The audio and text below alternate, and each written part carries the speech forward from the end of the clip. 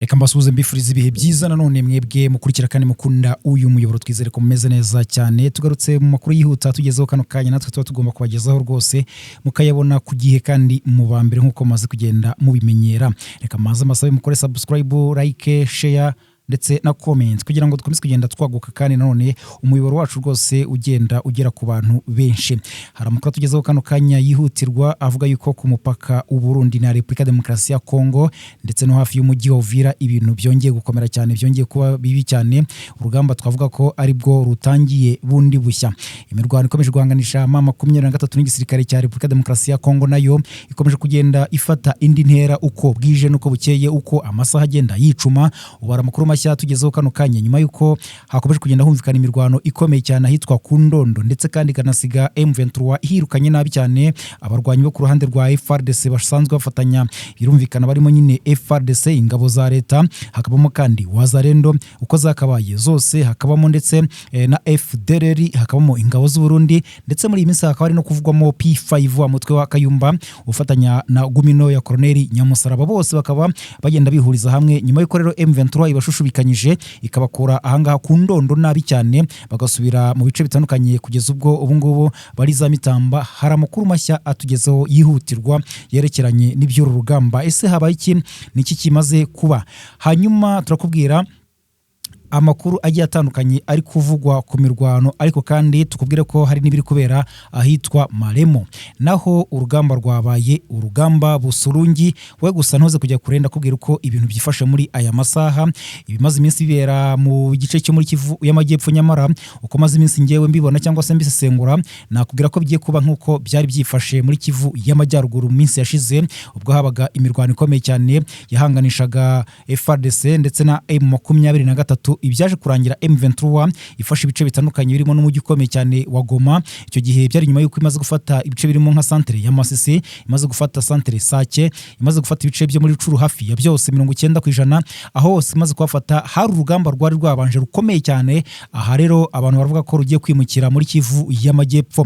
Byaba gifashe bitendaje imigaruko byose ko byakabaye, we gusa ntuze kujya kure. Hanyuma hari umugambi cyangwa se intego nshyashya FARDC na Republika Demokarasi ya Kongo bafite kugira ngo bakikiza M23. Ndakubwira ngo bimeze bite. Hanyuma hakaba harimo n'ubufatanye bwa leta y'u Burundi nkuko bisanzwe bigenda. Hari rero imigambi mishya nyuma yuko bagiye bagura indege zirimo za Sukhoi 25, nyuma yuko baguze drone zo mu bwoko bwa CH4, bakagura n'izindi bafatanyijemo na Turkiya, zose bakabona nta musaruro zikugenda zitanga ku rugamba. Ndaje nkubwira noneho imikorere mishya bafatanyijemo n'ikindi gihugu gikomeye cyane kugendanye n'intambara kitoroshye na gatoya. Bya bimeze bite rero? Iyo migambi tete biri kubera hehe? Reka twihute tugiye muri aya makuru, ariko kandi ndaza no kukubwira ibiri kubera muri geopolitique cyangwa se nyine mu rugamba rwa politike. We gusa ntuze kujya kure. Ndanagaruka kuri bya biganiro biri kubera Geneve mu Busuwisi bihuza M23 ndetse n'ubutegetsi bwa Kinshasa muri rusange. Murazi ko ari ibiganiro nyine bikomeje kugenda bibahuza, ariko kandi bikaba nabyo bitari kugenda bivugwaho rumwe, kuko bere kuba mu gihe ku rugamba cyangwa se ku mirongo y'urugamba naho imirwano ikomeje kugenda ifata indi ntera cyangwa se isasu rivuza ubuhuha.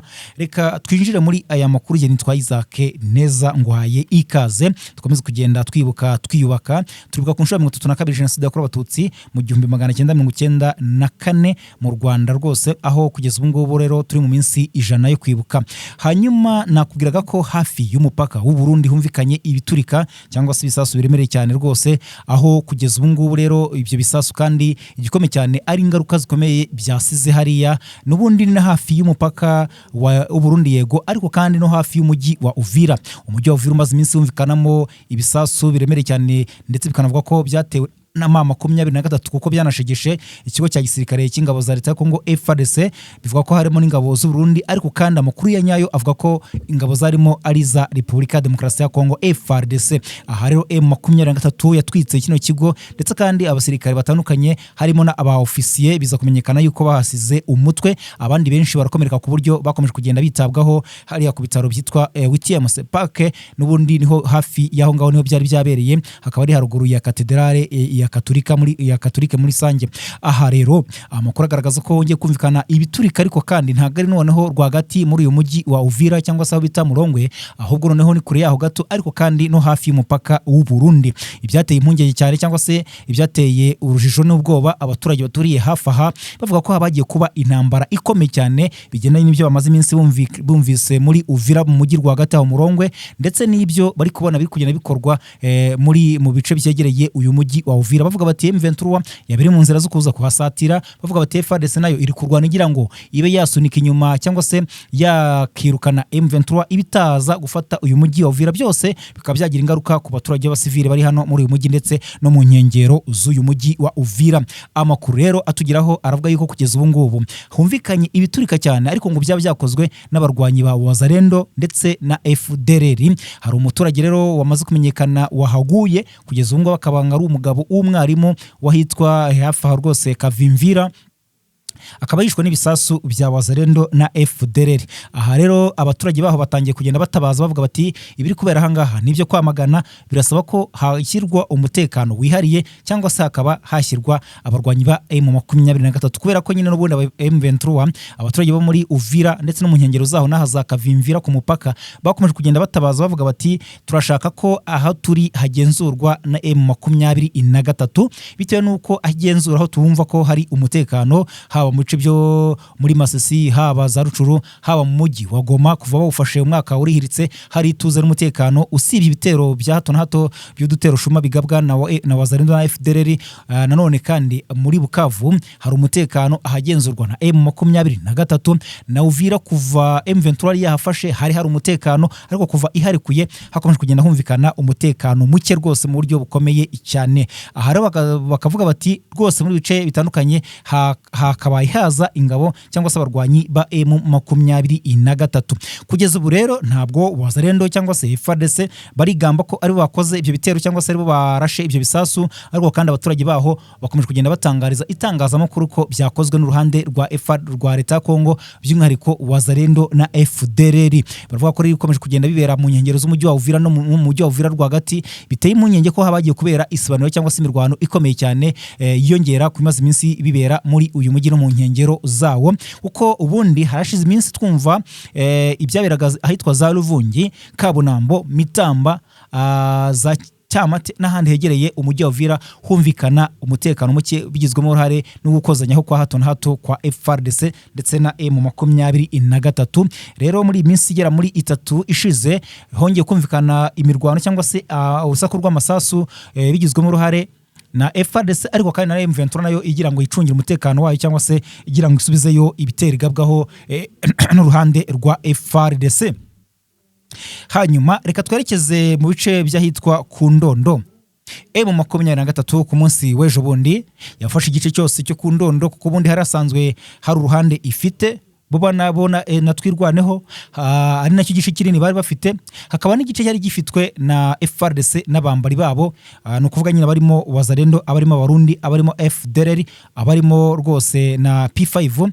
Abo bose barafite nabo igice runaka hariya hariya bita ku Ndondo, aho mu bice byose byegereye ku Iminembwe hose n'abarafite ibice bigiye bitandukanye. Ariko ku munsi w'ejo bundi M23 ndetse natwirwaneho barabirukanye bose uko bakabaye, basigara bahagenzura. Ubu nuvuga ngo aho bita ku Ndondo hose uko hakabaye hari mu bugenzuzi bwa M23 ndetse natwirwaneho. Bivuze iki rero? Bivuze ko kugeza ubu ngubu FARDC nabo bambari babo cyangwa se na coalition yose ko bakabaye bari kugenda bakora ibisa no kwihora cyangwa se kuza kugaba ibitero ngo barebe ko M23 ibice bambuye muri iyi minsi yabirekura, ariko kandi M23 nayo iri kugenda ibabera ibamba. Bari kurasira mu ntera ndende rero kugira ngo barebe ko bakongera gusubirana ibyo bice, ariko kandi M23 nayo ikabasubiza ikoresheje ikoranabuhanga ryo mu kirere, ikoresheje amadrone, kuko n'ubundi biravuga ko M23 gufata kino gice cyo ku Ndondo yakoresheje ibitero bya drone cyangwa se operation yakoze yakoresheje drone zidasanzwe. Aha bivuga ko yakoresheje kamikazi, ariko kandi hari n'izindi zidasanzwe isanzwe irimo gukoresha muri iyi minsi, ibyerekana ko nayo yihagazeho mu buryo bukomeye cyane. Ibyo byanateye rero FARDC n'abambari babo gukora inama yihuse gitaraganya ahitwa Makobora. Aha Makobora banafite defense cyangwa se ibirindo bikomeye cyane, kuko binavuga ko hari intwaro basanzwe bazana kugaba kugaba ibitero kuri M23 natwe rwanaho baziturukije cyangwa se bazikuye hano aho bita Emakobora. Hasaba rero inama ya koalition yose uko yakabaye ariko iyobowe n'abantu babiri cyangwa se impande ebyiri, nuko ngo nubwo harimo Wazalendo, hakaba harimo FDLR, hakaba harimo ingabo z'Urundi na FARDC. Abari bayoboye izo nama na abarundi na FARDC, ariko kandi umuyobozi mukuru ngakaba ari abarundi, ari no bagomba gufata umwanzuro wa nyuma.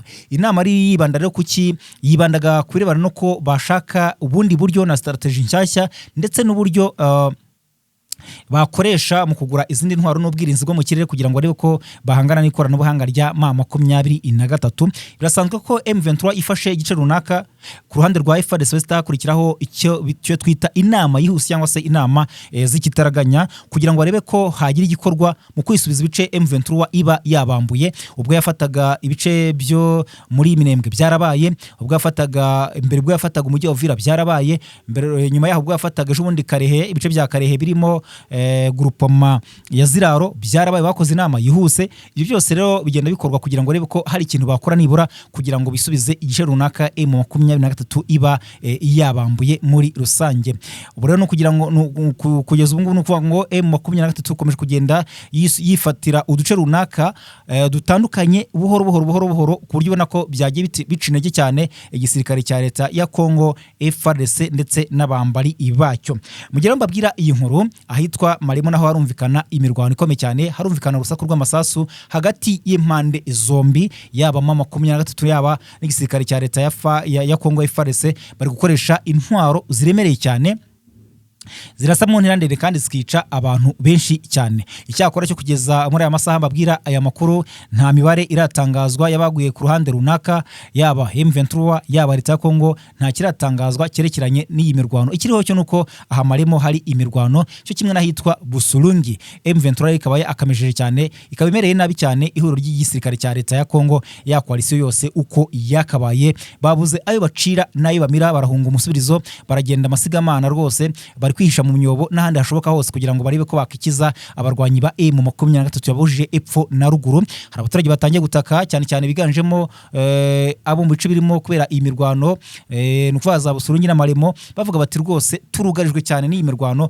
ku buryo ari no kubura uko bahunga kubera ko imirwano iri kubera muri bice isa naho yatunguranye. Hanyuma kugeza ubu ngubu andi makuru nakubwira nuko nkuko nabikubwiye ntangira aya makuru, nuko kugeza ubu leta ya Kongo ikomeje gushakisha imbaraga hasi hejuru ahashoboka hose. Ejo bundi bagiranye amasezerano y'imikoranire na leta ya Repubulika ya Kongo Brazzaville, yo twita Kongo Brazzaville ariko buriya niyo Kongo rwose. Aha rero bagiranye amasezerano y'imikoranire bugendanye n'ivya gisirikare no kubaha imbaraga ndetse n'inyito mu bya gisirikare. Ibyari nyuma yuko n'ubundi bari bamaze iminsi bagiranye amasezerano y'imikoranire n'igihugu cy'Ubufaransa ndetse gitangira no kubatoza kuko hari imyitozo basoje ahitwa Ikisangani bigizwemo uruhare na bakabuhariwe b'igisirikare cy'Ubufaransa. Ibyo rero bikiyongera ku bigendanye n'indege bamaze iminsi bagura muri Turukiya, mu Burusiya, mu Bushinwa ndetse n'ibyo bafitanye imikoranire mu bijyanye no guhererekanya intwaro cyangwa se kubaha intwaro biturutse mu gihugu cya Afurika y'Epfo. Ubu rero hari amasezerano bari kugirana n'igihugu cya Misiri mu bijyanye n'imikoranire mu bya gisirikare kugira ngo babe babaha, kuko ubundi nk'uko byatangajwe na Africa Intelligence, nuvuga ngo ubundi Misiri ifatwa nk'igihugu cya mbere mu bijyanye n'imbaraga cyangwa se n'ubushobozi bukomeye cyane mu bya gisirikare ku mugabane wose wa Afurika. Kikizirwaho rero kugira intwaro zikomeye cyane, ubwirinzi, ikoranabuhanga byose mu bya gisirikare. Aha rero Repubulika Demokarasi ya Kongo ikaba yagiye kugirana nabo imikoranire kugira ngo barebe ko babaha izindi mbaraga mu bijyanye no kubaha intwaro, mu bijyanye no kubaha imyitozo, mu bijyanye no kubaha amahugurwa kugira ngo nibura bagire imbaraga ngo zijyanye no kugarura umutekano mu burasirazuba bwa Kongo. Ariko bo iyo bavuze umutekano baba bavuze kurwanya M23. Urumva ko ari ibintu bitoroshye na gatoya hano rwose mu burasirazuba bwa Repubulika ya Demokarasi ya Kongo. Leta ya Kongo iragenda ishakisha imbaraga aho zaturuka hose kugira ngo irebe ko yakikiza abarwanyi ba M23 bariye Amavubi cyangwa se bariye Karungu. Andi makuru nakubwira nuko witwa Frank Mwedia Marira Penera wahoze ari minisitiri muri guverinoma ya Repubulika Demokarasi ya Kongo, ari mu ntumwa za AFC M23 zitabira ibiganiro bya leta ya Kinshasa ndetse na M23 mu Busuwisi, Geneve mu Busuwisi. Ni ibiganiro byatangiye kuri uyu wa mbere tariki 13 Mata 2026 bikazamara iminsi igera muri 5. Hanyuma Jeune Afrique iravuga yuko intumwa 12 arizo za AFC M23 yohereje muri bino biganiro. Muri izo rero muri izo ntumwa hakaba harimo na Frank Dia Marira Apenera nyine wahoze mu butegetsi bw'Kinshasa. Uyu Apenera arazwi cyane mu butegetsi bwa Kabila bijyanye no kuba yarakoze inshingano zitandukanye nka minisitiri cyangwa se minisitiri wungirije. Mu nshingano yakoze harimo kuba minisitiri wungirije ushinzwe ufatanye mpuzamahanga no kwihuza kwa karere hagati ya 2014 na 2016, mu gihe hagati ya 2016 na 2017 yabaye minisitiri wungirije ushinzwe igenamigambi. Hagati yo kuwa 10 Mata 2017 no kuya 9 Nzeri 2019 yari minisitiri w'ubukerarugendo. Mu bandi byamenyekanye ko bahagarariye AFC M23 muri bira biganiro harimo Claude Baranki Kolomba wahoze ari intumwa idasanzwe ya Perezida Tshisekedi wa Kinshasa. Urumva ko rero M23 mu yohereje rwose harimo abahoze imbere mu butegetsi bw'Kinshasa, ibyerekana ko iri gushaka kwereka amahanga iti murabona yuko ikibazo kitari mu bavuga ikinyarwanda gusa ahubwo kiri no muri Kongo mu rusange. Urabona ko kubera ko tubohereje abantu baje kuganira namwe barahoze mu butegetsi bwanyu, biragaragara ko mufite ikibazo muri mwe, babwira Tshisekedi n'abandi bategetsi bari muri Repubulika Demokarasi ya Kongo kuri ubu ngo. Urumva ko rero ibiganiro bikomeje kugenda bizamo utuntu tugiye dutandukanye cyangwa se utuntu n'utundi. Hanyuma mu yandi makuru nuko nyuma y'igitero Leta Zunze Ubumwe za Amerika zagabye ku bikorwa remezo bitunganyirizwamo ingufu za nucleaire muri Iran muri Kamena 2025, Minisitiri w'Intebe wa Israel Benjamin Netanyahu yakomeje kuyinginga kugira ngo ishoze intambara karundura kuri Tehran,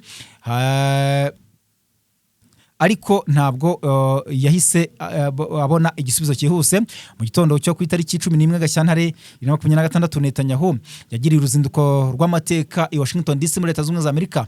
Yahageze imbere ya saa 5 z'amanywa atwawe mu modoka ya SUV y'umukara, yihutira hagombaga kubera inama ikomeye mu biro by'umukuru w'igihugu, kandi ntiyabonywe n'abanyamakuru nk'uko The New York Times ibitangaza.